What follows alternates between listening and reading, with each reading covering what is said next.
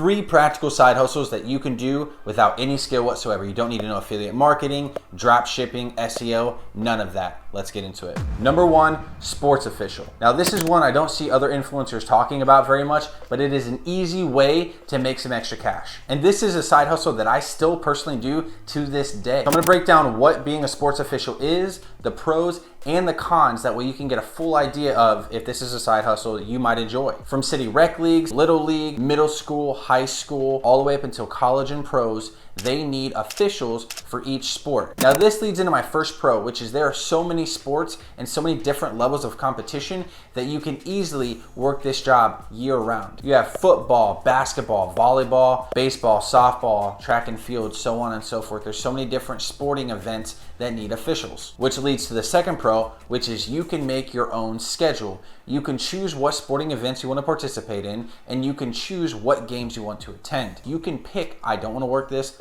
I do want to work this. And even if you're on a crew, you can say, you know, I can't make these dates because I have previous engagements. I hang out with my family, or it's my birthday, or whatever it may be, and they will typically find someone to fill in. The next pro is the barrier to entry is actually really low. If you're on city leagues, you have to know some of the rules, like how the basics on how the game's played. But when you go to like junior high, you have to know more about it. You have to get a uniform. When you go to high school, you know, you got to be more on your game. College, pros, and so forth. This takes me to my next point, which is you can take this and make it a career. You can start with city leagues and then think, man, this is amazing. I really enjoy this. I could see myself doing this full time. You could progress all the way up to even the pros. Now, of course, there's different things that you have to do to be able to make it to those levels. You got to put in the time and the work, but for something that starts off as a side hustle, you can make it all the way into the NBA or NFL. That'd be pretty cool.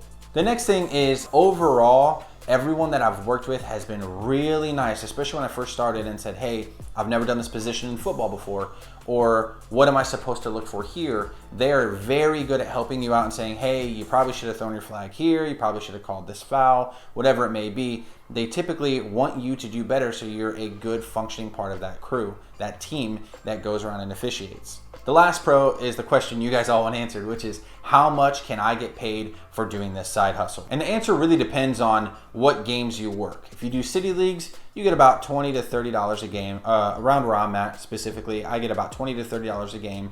If you do junior high, you get about $80 to $120 a game.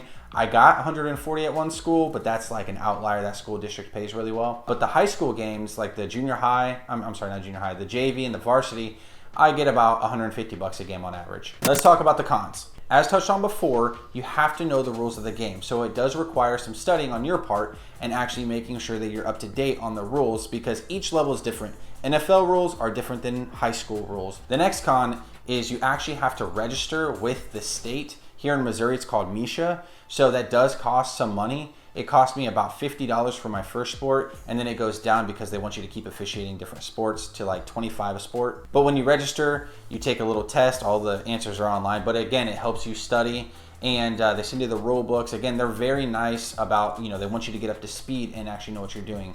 But being registered allows you to progress to the different levels of competition. In addition, you will have to buy a uniform depending on what sport you're officiating. Let's say football, it costs about $120 from the hat to the shirt, the pants, the flags, that type of deal.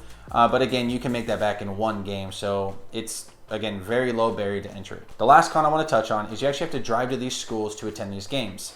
And that could cost some gas money, especially with gas prices right now. You can carpool with different people on your crew. And let's say it costs you $20 to get there. I mean, you're getting $150 for an hour and a half's worth of work. That's not bad whatsoever. In conclusion, I really love this side hustle. As mentioned earlier, I still do it to this day. So I get to go outside. I love sports, so I get to be a part of the whole sports scene, get to get some exercise, meet really cool people, and it pays really well. I worked roughly 8 days of the month and I brought home $1,600.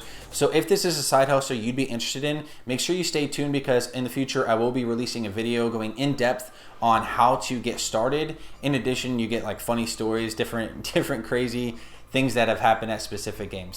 Number 2, donating plasma. So if you're afraid of needles, I apologize in advance for this one. I first heard about donating plasma from my sister, who's a nurse practitioner, and she told me about it, and I decided I was gonna go try it. And to my surprise, it is extremely easy to get started, and it's an easy way to make some extra cash for a rainy day or to invest. I donated twice a week, and I made roughly $500, and it was only about 8 to 10 hours worth of just sitting there playing on my phone. Now, the way they structure this pay is the more you donate, the more you get paid. And they are always running different promotions to get more people to come and donate. Sometimes they do $100 a visit, $150 a visit. That brings me to the next pro, which is there are multiple companies that do promotions at different times, so you can go to each individual company when they're running those promotions and make the most of your time. For the last pro, as mentioned earlier, all you really do is just sit there and play on your phone. You don't do anything. You just sit in a chair, they draw blood, they spin it, take out the plasma, put it back in, and that's it. This will give you time so you can play some games on your phone, catch up on your Netflix series, whatever it may be. Now for the cons. There are really only 2 cons that I think are worth mentioning. The first one is your initial appointment takes a while. I suggest getting there bright and early, or some companies have like a schedule that you can go there, but it takes about 3-4 hours because you have to get registered, they have to test your blood, make sure that you're good, get you in their system. But after that, you just show up, donate for about an hour, hour and 15, and you're good to go. The second con is something that happened to me personally, so I just want to warn you guys about this. Don't go in on an empty stomach, you'll pass out. Now, I was borderline about to pass out because I hadn't eaten since the day prior. It was about noon on a Saturday. I hadn't eaten since dinner on Friday.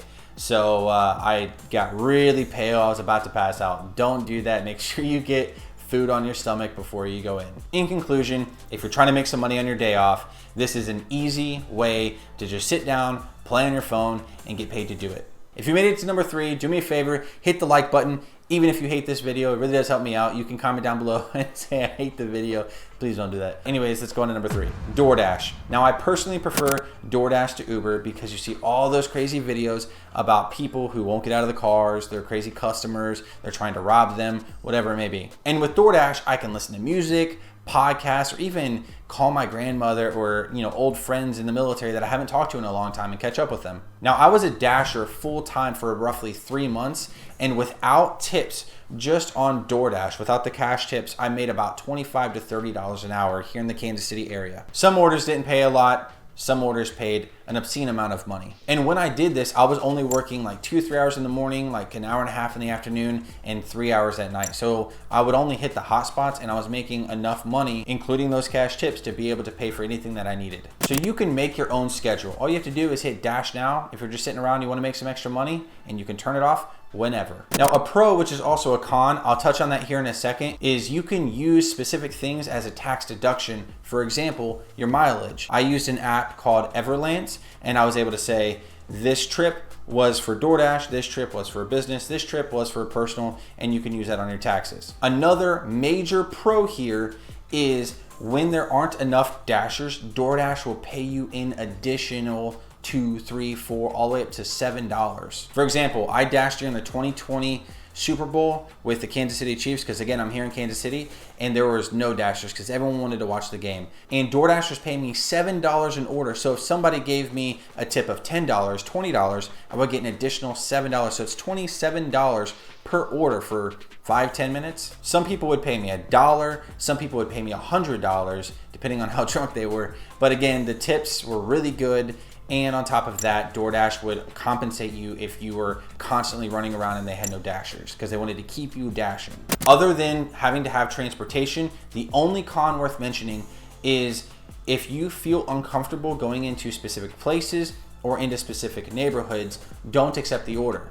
Me personally, I accepted every order because the way that I thought about it was people just want their damn food, but that is something to take into account. So those are the 3 side hustles. I hope you enjoyed them. I put some thought into giving you guys side hustles that you didn't need to spend a lot of money or learn a crazy skill so you can get some extra cash for a rainy day or to invest. Anyways, if you liked the video, please leave a like, comment, subscribe. Let me know down in the comments below if you've ever done any of these side hustles. Anyways, I'm out.